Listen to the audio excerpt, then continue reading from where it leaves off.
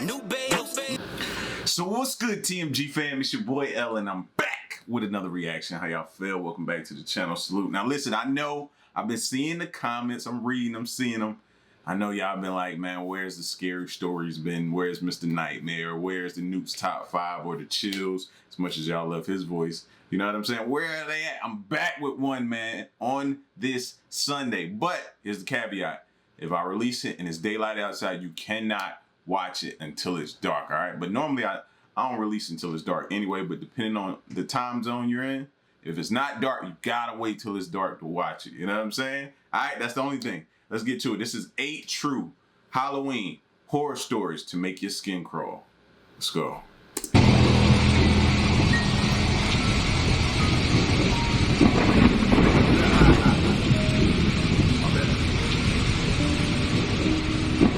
I was 22 years old, attending a Halloween party at my former best friend Nick's house, who died of a heroin overdose in 2013. Before his death, he would throw big Halloween parties every year at his house, as his parents routinely flew to New York every year to attend their own friend's party. He was always a big Halloween freak, so the whole house was littered with truly horrifying props that we all knew Nick spent way too much money on. He even put up giant walls of cardboard and covered them with wallpapers to create a haunted maze of sorts.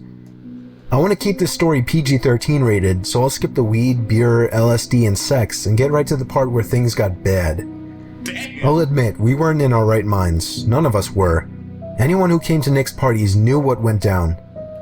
Me, Nick, and a few other guys, Vinny G, Joey, and Q, were upstairs in Nick's room smoking a bong when we heard 2 steady, loud bangs come from downstairs. Nick clumsily but panickingly rushed to open the door and see what was going on. There were sounds of screaming of both guys and girls. I remember quite clearly it sounded as if there were a crowd of people screaming for their lives down there. We all called Nick to come back in and shut the door. Even under the influence of drugs, we all knew what was going on. Nick ran back inside and shut the door quickly but also quietly, locking it behind him. He turned— You know how it is when you high? That's the most paranoid you'll ever be in life.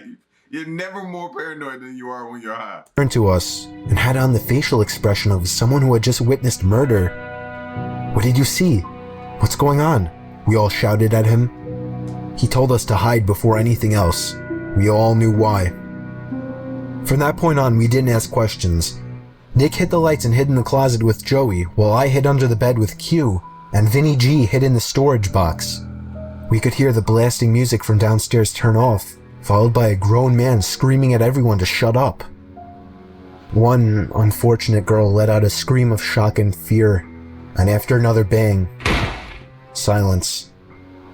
The man started shouting at everyone again, but personally I couldn't hear it too well, and I certainly as hell wouldn't remember exactly what he was shouting. We heard 2 other men shouting. By now there were a confirmed 3 intruders in the house, but there could have been more for all we knew at that point. We heard the sound of boots stomping up the stairs and then coming halfway down the hall and stopping outside the bedroom door. The intruder on the other side of the door tried the doorknob, but when he realized it was locked, he started ramming into the door with most likely his shoulder.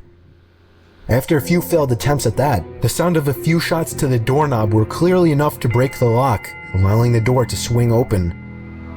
We heard cries from downstairs after the shots to the doorknob, followed by a silencing gunshot.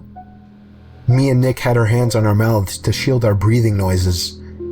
I watched through the transparent cloth that hung from the bottom of Nick's bed as the black boots with overlapping ripping denim jeans moved instinctively to the closet. He opened the door. I could hear Nick begging for the intruder not to kill him, offering a generous amount of money if they would leave. Nick gave himself up as the house owner. That's when the intruder ordered him downstairs. The rest of us stayed put. Apparently Joey hadn't been caught with Nick. We stayed under the bed, shaking and afraid. There was near silence from downstairs, other than Nick talking with the intruders, but whatever they were saying was much too low for us to hear. It felt like a near 20 minutes before the front door slammed shut and Nick came running back upstairs to tell us that they were gone. I think the most horrifying moment of my life was when I stepped downstairs back into the living room and saw the 2 dead bodies laying lifelessly on the ground. Holes in their heads spewing out blood. Jen and Robbie. 2 good friends that I still miss. I'll spare you the details of what happened when the police arrived, but despite the fact that the house smelled like a marijuana greenhouse, the police were more interested in finding out who the masked men were that killed 2 innocent college students. Oh yeah, Nicky told the 4 of us who were hiding in his room that there were 4 intruders in total, all wearing fedoras, vendetta masks, coats, and gloves. They demanded $100,000 in cash, and when Nick could not provide it, they demanded he fill their empty sack with his most valued possessions. All of the partygoers held hostage in the room were also forced to throw their wallets into the sack or they would be shot. After the incident, Nick became depressed. He started drinking too much, becoming an alcoholic. He stopped showing up to school and ultimately ended up dropping out. He started the use of heavier drugs, such as meth and heroin. I had one good talk with him since the incident, and he was more real during this talk than he had ever been. He told me, with tears rolling down his cheeks and a pipe in his hand, he lived in constant pain, knowing he caused the death of 2 of his best friends. Nick died of a heroin overdose in July of 2013, not even a year after the incident.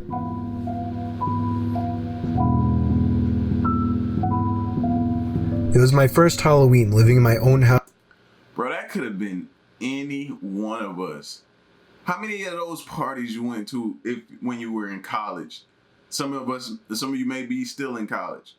Like, that could have been anybody at one of those Halloween dress-up parties, not knowing who was invited, just there thinking you finna have a good time, and it just all of a sudden turns deadly. Then he took it hard, bro. Blamed himself. Died of an overdose. That's scary. That's scary right there, fam. That could have been anybody. House away from my parents. I live in a small corner house with a basement but no upstairs, a house my parents paid half for.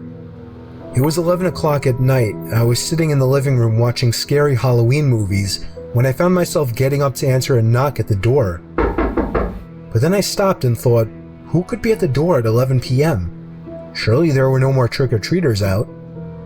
I had a pretty good feeling it was a late-night Halloween ding-dong ditcher, so I gave it a second, then I shot a glance to the porch through the window. They were gone already. Yup, ding-dong ditchers. I sat back down not thinking twice about it, and again, knocking at the front door. Get lost, I yelled. I was not in the mood for punky kids. They ignored my demand and started pounding now, not just knocking. That's where it pays to have the ring. You know what I mean? I was pissed now. I leaped up and swung the door open. No one was there once again. I slipped on my shoes and headed outside to begin searching the bushes for the kids, but there was nobody in sight. Not in the bushes, not behind my car, not across the street. I was done answering. I didn't want to feed into their fun anymore, so I went back inside, double-locked the door, and went to my bedroom, also locking that door, just to feel safer, I guess. Even over the TV, I could still hear the stupid kids pounding on my front door repeatedly. I was so close to calling the cops to get them away, but that would undoubtedly lead to my house being egged or teepeed. The pounding continued for an uncomfortably long time, more than half an hour. I thought these kids must be filming something for YouTube and were desperate for a reaction, but I wasn't going to give it to them. At some point I dozed off with the TV on, only to wake up to the knocking again. I looked at the clock. It was 2 in the fucking morning. How could those kids still be at it, I thought. I turned the TV off and sat up with my ears open. For a few moments, my heart completely stopped as I realized the knocking was not at my front door, but rather at my bedroom door. I jumped out of bed, looking around my room like a madman for something to use as a weapon. They knew I was awake now. They were trying the doorknob, trying to bust down the door. These weren't any kids. By some miracle, I came up with an idea. It was a long shot, but it was all I could think of. How many of y'all are firing shots at the door, don't care who it is? You know what I'm saying? Like, I know who's in the house with me before I lay down. Somebody's banging at my door, not even supposed to be in there. Fire shots at the door. I know we shouldn't. It's not bad. That's crazy. That's insane. I turned on the receiver to my speaker system, plugged in my iPhone, brought up the YouTube app, typed in 45 gunshot sound effect, turned on the volume and pressed play. The sound of a gunshot echoed out of the speakers. It sounded real enough. I paused the video after the first shot and yelled, "That was a warning shot. Leave now or I won't hesitate to shoot you in the head." And it worked. I heard 2 pairs of footsteps stomping over my wood floors and out the front door. I gave it a moment before opening my bedroom door and peeking outside. They were gone, but the front door was left wide open. I quickly shut it, called the police, and that's where my story ended. That was pretty smart. I ain't even gonna lie to you. Most of us wouldn't have thought of that on the spot like that. That was pretty smart.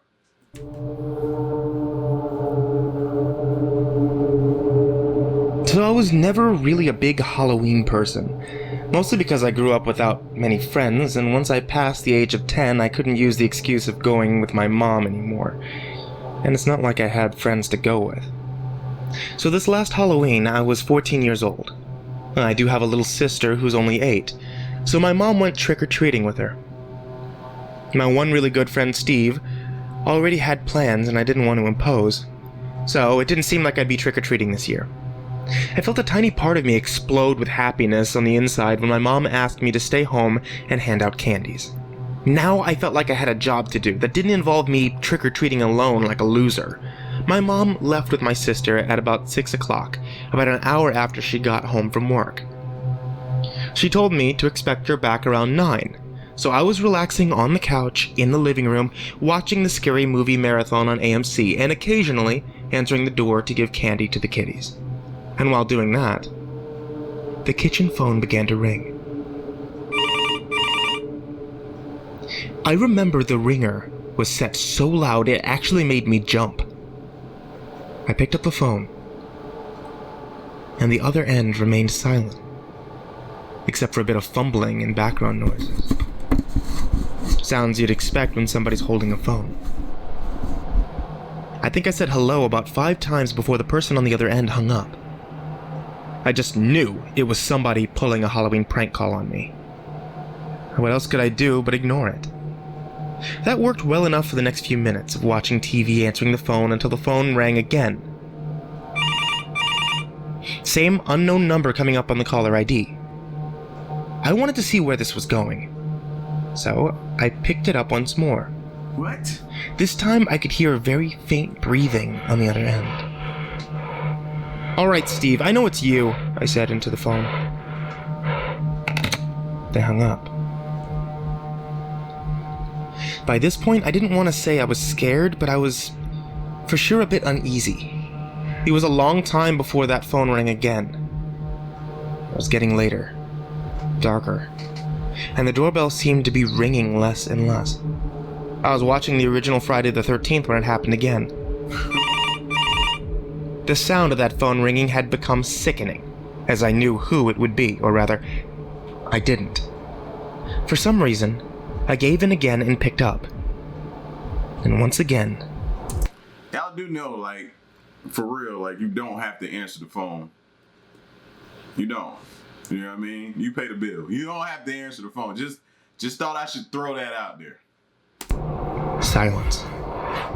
Other than the faint breathing and fumbling of the phone. It was like this for almost half a minute before they finally spoke in an exaggerated deep voice. "I'll be paying you a visit tonight." I had enough of this joke. I told them to fuck off and hang up the phone, promising to myself not to pick it up again. I'd say about half an hour later, out of the blue, all the power in the house was cut. The Time to go. Lights get cut, so do I. I'm out. lights went out. The TV turned off. Complete. That's when you start putting everything together in your mind. Okay, that's not who I thought it was on the phone. Now the lights is off. Now I gotta go. Darkness. I stood up, now frozen in fear. when loud and angry thumping came from the front door. I completely lost it and began screaming like a girl, but there was something coming from outside. Laughter. I recognized that laughter. I opened the door and there he was. Stephen. I shoved him nearly down the steps out of anger. "So, that was you who made those dumb phone calls?" I asked. He nodded while laughing. "I didn't sound like you on the phone. Let me hear you do that voice again," I said. "What?" He seemed confused. "I didn't say anything, you idiot. I just called and did that heavy breathing." I thought he was lying at first. But then my heart dropped. I had him follow me to the fuse box outside. Just as I feared, it had been opened and all the wires had been snipped. I think we ran faster than any Olympic champions back into the house.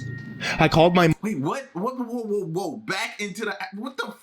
Back into the house? Why? Well, movies... movie etiquette... What would we call this? Movie etiquette 101. Never run back into the house where they cut the power at. Jeez. Mom, who told us to stay inside and wait for the police, who she then called. The call was traced to a payphone outside of a nearby bar. I still wonder, was this just a dumb Halloween prank gone too far? Or was it a potential break-in? And God knows what else waiting to happen. I don't think I ever want to find out.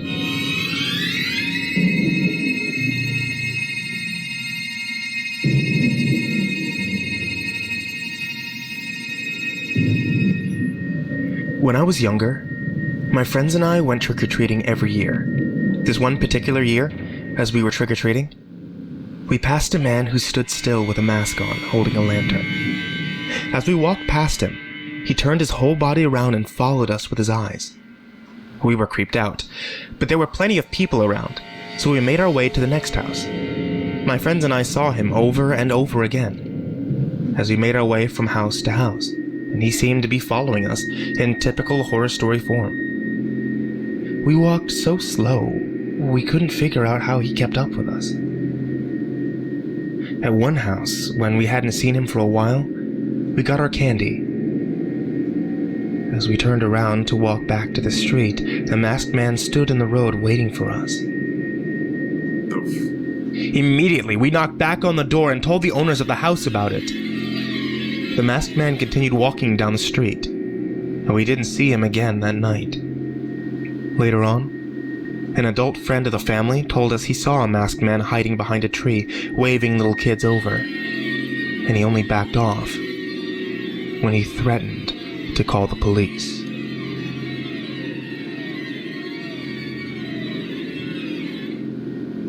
I was trick-or-treating with my friend Casey. We were both 11 years old at the time. We were walking across a small wooden bridge over a small river that many called Jack Winkle River when a black Jeep pulled up on the other side of the bridge, basically blocking our way. We turned around and hurried away. We were the types of kids to obey the stranger danger rules. We could hear the windows of the Jeep rolling down, and a man with a raspy smoker's voice called for us to come back. He was yelling for help, asking us for directions. I yelled sorry, and we continued to hurry away. The Jeep couldn't fit over that small bridge, so it pulled away and drove down the road on the other side. We thought we had made our escape from the creepy driver, when here came an SUV barreling around the corner and down the street, slamming on the brakes in front of us. Once again, the driver rolled down the windows. Now with them right next to us, we could see there were two passengers in the car as well. An old guy with gray curly hair and a mustache in the backseat, who also had a raspy smoker's voice, told us to get in the car, that they have free bags of candy. The Jeep banged a three-point turn and tailed us wherever we went. At one point, the Jeep finally accelerated past us, came to a stop, and the back and front passenger side doors opened, and the two creepy men stepped out lunging at us.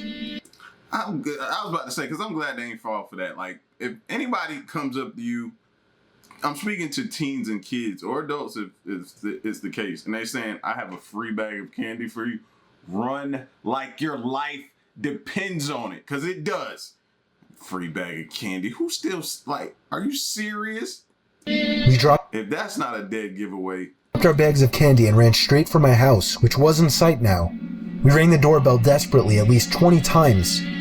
The old men that were chasing us couldn't run fast, and when they saw us running to my house, they turned back. My mom opened the door and we screamed and pointed at the Jeep that was backing away in the other direction. She shoved us inside and locked the door and called the police like any mom would. She reported the black Jeep with 3 men inside, older looking, raspy voices, and any other descriptions we gave. My mom was freaking out all night, worried about the fact that they knew where we lived now. My dad tried to calm her, but she couldn't calm down. Ultimately, the police agreed to send an unmarked police car to stay out front and keep guard for 3 hours. That made my mom feel a little better, but what made us all feel better was when my dad woke us up to see the flashing red and blue lights outside of the unmarked police car. They had pulled over an SUV, a black Jeep, and 3 men were in cuffs. The 3 old creeps that tried to kidnap me and Casey. They was coming back.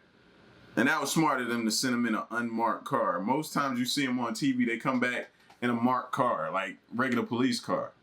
Of course they're not going to come. They're going to wait you out. My dad went outside to talk to the officer and most likely confirmed that those were the men. Me and Casey went to the doorway and screamed at the men for their attention. They looked, and we both gave them the finger. My mom then pulled us back in and shut the door, sending us to bed. We went from the worst night of both of our lives to ultimately the best night of our lives. This story took place on Halloween night. I took my 7-year-old daughter Jamie trick-or-treating for a few hours, and when we got back, I cooked dinner, we watched TV together, and then I sent her to bed. I was feeling especially tired that night, so I brushed up and went to sleep. Shortly after, my daughter entered the room and told me there was someone in her closet. I assured her there was no one in her closet. She asked to sleep with me, but I once again assured her that she was safe in her room. She reluctantly went back to her room and shut the door. I made a mental note that if she came back again, I would walk her to her closet and show her that there's no one in there. Surely enough, 5 minutes later she came back. I asked her why she thought there was someone in her closet. She responded saying she heard someone moving around and things falling over. Honestly, when she said that, it kind of made my heart jump for a second. I walked her to her room and turned on the lights. I jokingly asked, "Is anybody in there?" We stood and listened. I didn't expect to hear anything. There it was, a thud from inside the closet. I screamed at Jamie to run to the neighbors and call the police. As she did, I swung the door open and was shocked to find the neighbor's son, Randy, sitting on top of my daughter's Lego box. I grabbed him by the collar of his shirt and yanked him up aggressively. I walked him angrily back to his parents' house next door and found Jamie ringing the doorbell. When they answered, I shoved him inside right into his father and explained everything. I told him I wouldn't press charges, but if I ever caught him near my daughter again, they would all be sorry. Randy's dad, Mark, slapped him across the face, then asked me to come inside to allow Randy to explain himself. Me and Jamie both went inside.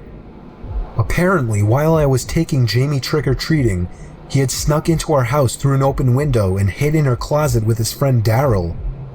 I asked him if this Daryl kid was still in my house. He said yes. I told Jamie to wait with Mark while I ran back into my house, and right as I entered, there he was. This Daryl kid, uglier and shadier looking than Randy. He had my daughter's underwear in his hand. What I did next was completely out of fatherly protective anger. I grabbed the little shit by the throat and threw him to the floor, slapping him 4 times in the face, then hesitantly allowing him to get up and leave. The only reason I didn't call the police was because of my close friendship with Mark. But I made my point very strongly that if they ever so even waved, I don't see nothing wrong. he said yes. I told Jamie to wait with Mark while I ran back into my house, and right as I entered, there he was. This Daryl kid, uglier and shadier looking than Randy. He had my daughter's underwear in his hand. What I did next was completely out of fatherly protective anger. I grabbed the little shit by the throat and threw him to the floor, slapping him 4 times in the face, then hesitantly allowing him to get up and leave. You ain't gotta apologize to me for none of that. You know what I'm saying? And I don't even have daughters. So I can only imagine the rage. The rage. She ain't gotta apologize to me for nothing. Carry on. The only reason I didn't call the police was because of my close friendship with Mark. But I made my point very strongly that if they ever so even waved to my daughter again, they would be in the news the next day. We went back to sleep. I let Jamie sleep with me after that incident. She was horrified. The next morning, I found a small drill hole in her closet door. The sick little bastards were spying on my daughter while she slept, at the same time playing with her underwear. Maybe you don't understand the horror of this story unless you're a parent, but there are many days where I think I made a mistake not calling the police. I still can, but nothing has happened since, and I figure I shouldn't create more trouble now. Jamie's 13 now, and that creep Randy has since gone away to college. Like I said, I don't even have daughters, and I'm pissed. Matt, no way. Then he found peepholes after that? It don't matter your age at that point. We had just moved into our large new house in Mississauga, Ontario, in an area called Winston Churchill. It was Halloween night, and my parents, my 4 other sisters, my brother and I were unpacking our stuff in our new bedrooms. We had just finished and were talking to each other about leaving our old schools and friends behind. My mother called us to do chores. I was really tired since it was 11:30 at night, way past the trick-or-treating buzz, and we had to do chores now? It seemed to take forever, but when I was done, I decided to go to my bedroom and get some sleep. I heard what sounded like footsteps in the upstairs hallway. Thinking it was my brother or sister, I got up to shout at them for bothering me while I was sleeping, but there, as far as I could tell, there was no one there. I rushed down to the basement where my parents, sister, and brother were considerately working. I asked them all if they had been upstairs, and they replied no. Now I was getting pretty freaked out, but I had to believe it was just my imagination and shrugged it off as if it had never happened. I went back to my bed, which was now freezing cold. I had to put on a sweater. It was just too cold. I woke up in the middle of the night around 12:30 a.m., after everyone had gone to sleep. I heard this loud banging sound that seemed to be coming from my parents' bedroom. I thought it might be my brother or sister waiting to get a drink of water, but was too scared to go alone. I was wrong. The banging continued, getting louder by the minute. I couldn't get to sleep, so I decided to check it out. I walked into the hallway, and believe me, there was no one there. As I walked in, the banging seemed to stop. I stared at the door, only for a quick moment before deciding to go back to bed. Banging from your parents' room, and then when you go to investigate it, stop. My bad. Yeah, y'all was thinking it too, though. After a couple of minutes, the banging started again. See? Now I was totally chilled to my very They heard you go back to bed. last bone. I tried to sleep again, but I couldn't. Very typical of me. The door to my bedroom creaked open, as if someone were pushing it lightly. But it was too dark to see who or what could have caused it. Hey, what the hell are you doing? Who is it? Let me go back to sleep. Very light footsteps began to move closer to my bed. I thought it was one of my sisters, until I turned onto my side after the footsteps stopped, and saw a figure standing next to my bed. A figure at least 7 feet tall. I choked the urge to scream. Nothing came out. I lay there in unimaginable horror as the figure finally said, "Boo." That was when I screamed at the top of my lungs and covered my eyes, when my parents thrust open the door to my room and flicked on the light. There was no figure there. There was no figure by my bed. I cried out everything to them, the thumping, the figures. My siblings came into the doorway and watched me freak out. I asked my parents if they heard the knocking on their door. Surely they must have. It was their door after all. But they said there was no knocking. Not that they knew of. They all looked at me like I was crazy. But I know I'm not. You can't just imagine something like that. Something so real.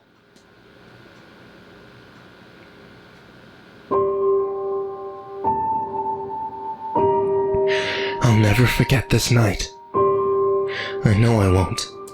After that, it's time to call it exorcism. Hey, parents, you know what I mean? Your kid is hollering at somebody, you ain't heard nothing? Get the priest on the line. It was a few years ago, Halloween night. We were all 20 years old. Right at that age, where going to haunted house attractions is one of the best things to do on Halloween.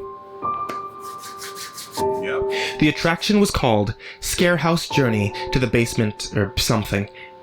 It was only open for 4 straight years in our town. It was never heard of again. This was its 4th and final year of operation. It was a very high quality and surprisingly scary haunted house. One of the best ones I've been to. This was not a tour-guided attraction. It was a group exploration attraction. Basically, a maze where the only way out was to make your way to the basement. Find one of the keys, then find the exit and use the key you found to unlock the door. Whoa. Now, I didn't sign up for that. That's like haunted house meets escape room. Nah. I'm looking for a haunted house, not escape room. It was a very unique haunted house, that's for sure. Unfortunately, it wasn't a good night for us. And you're about to learn why. We started out in the living room of the house.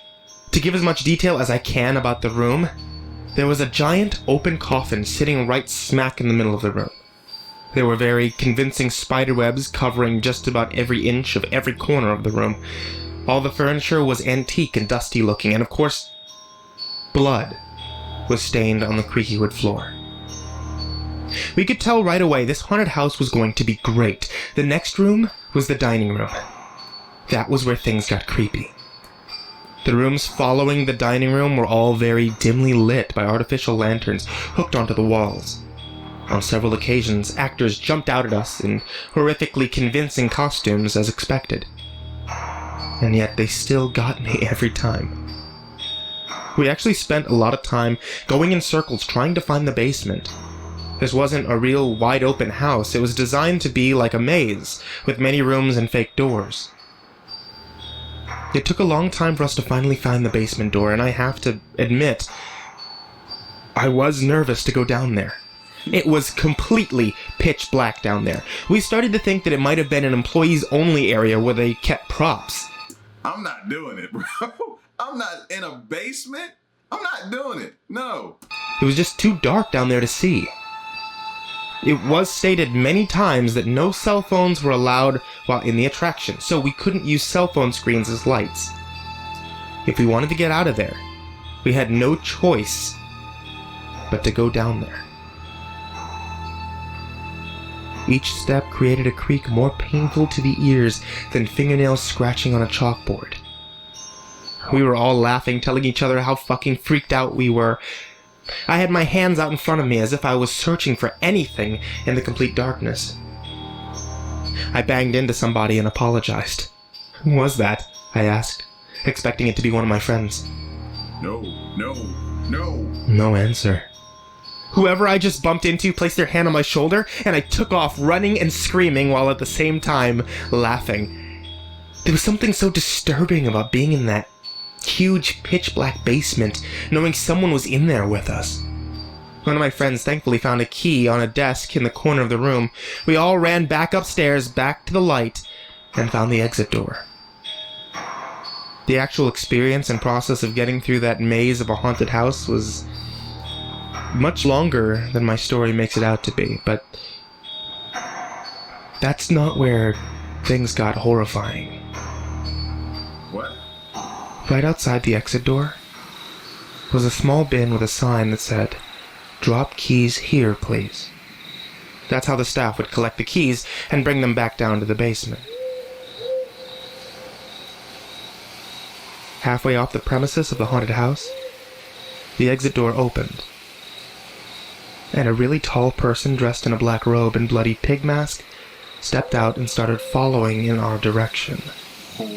He, or she, though it was most likely a he, so I'll refer to them as a he, appeared to be one of the staff members for the attraction.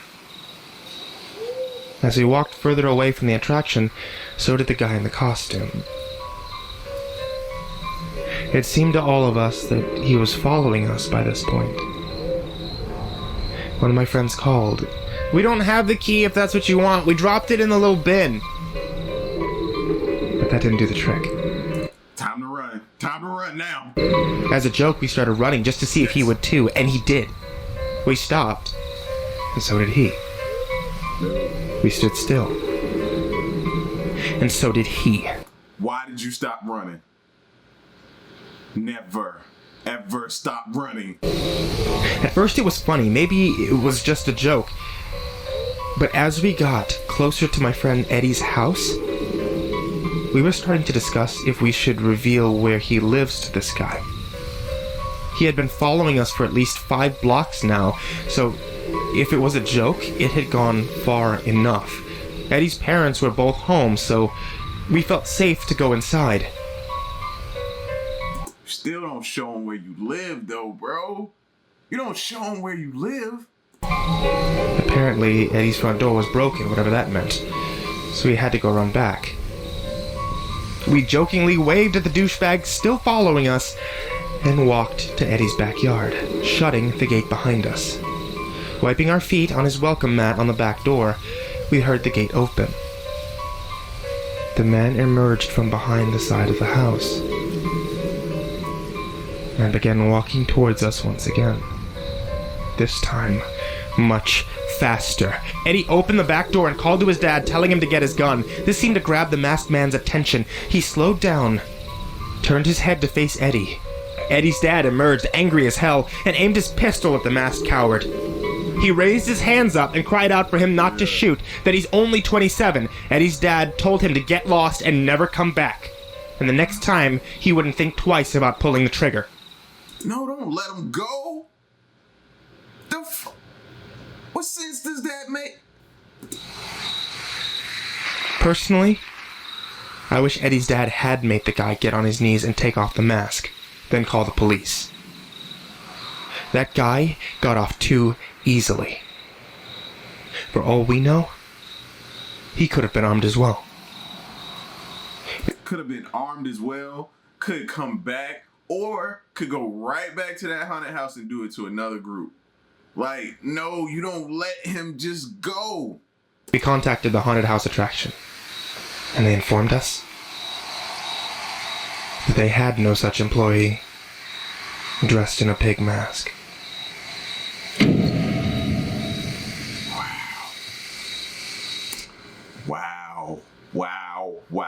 Wow. Man, it's safe to say be careful out there, bro. And yeah, I'm at a loss for words, bro. Especially this last one. You don't let him go. No, you just releasing him back out there to do damage to somebody. Because he was coming after them to do damage. You can't prove it otherwise or tell me otherwise. I believe he was. You know what I'm saying? Oh, that's crazy. That's insane. Listen, man. Y'all get at me. I told y'all. I brought it back. 8 true Hollywood horror stories, man. Make your skin crawl. Till next reaction, I'm out. Peace. Y'all stay solid. Hey.